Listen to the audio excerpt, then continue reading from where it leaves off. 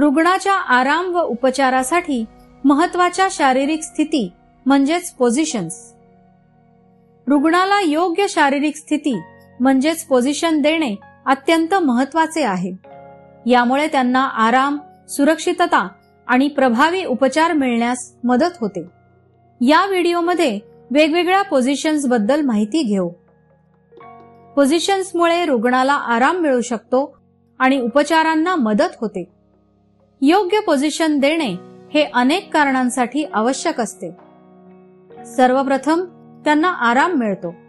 एकाच पोझिशनमध्ये खूप वेळ पडून राहिल्यास शरीराच्या त्या भागांवर ताण पडतो, ज्यामुळे रक्ताभिसरणावर परिणाम होतो.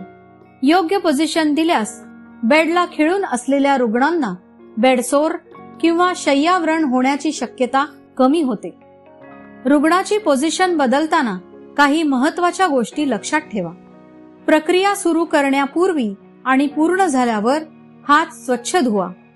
बॉडी मेकॅनिक्सच्या नियमांचे पालन करा आणि रुग्णाला आरामदायक स्थितीत ठेवा. आवश्यकता असेल तर इतरांची मदत घ्या. बेड स्थिर ठेवा आणि त्याची उंची योग्य ठेवा, जेणेकरून रुग्णाची गैरसोय होणार नाही.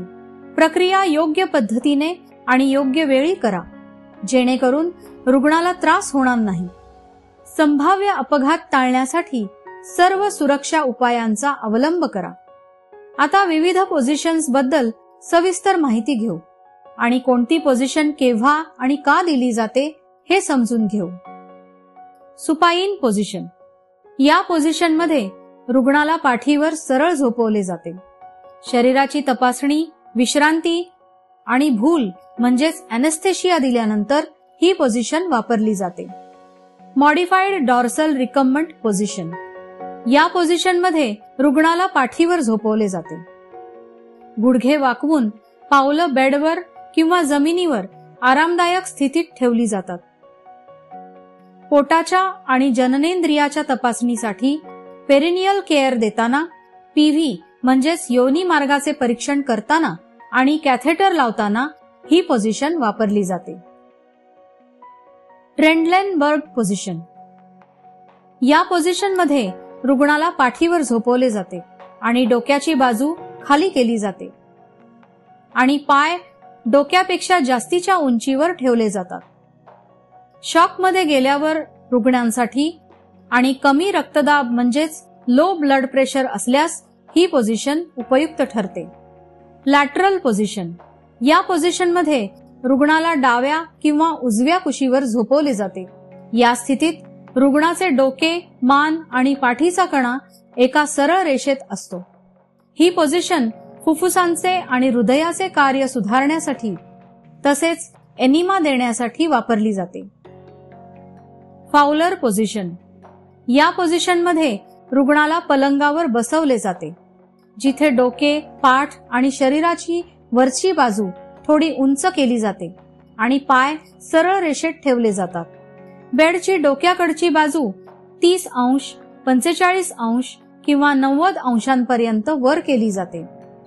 ट्यूब फीडिंग देताना अन्न श्वसननलिकेत जाऊ नये म्हणजेच ऍस्पिरेशन होऊ नये म्हणून, श्वासोच्छ्वास करताना त्रास होत असेल तर, जेवताना मदत व्हावी म्हणून आणि दमा असलेल्या रुग्णांसाठी ही पोझिशन उपयोगी असते.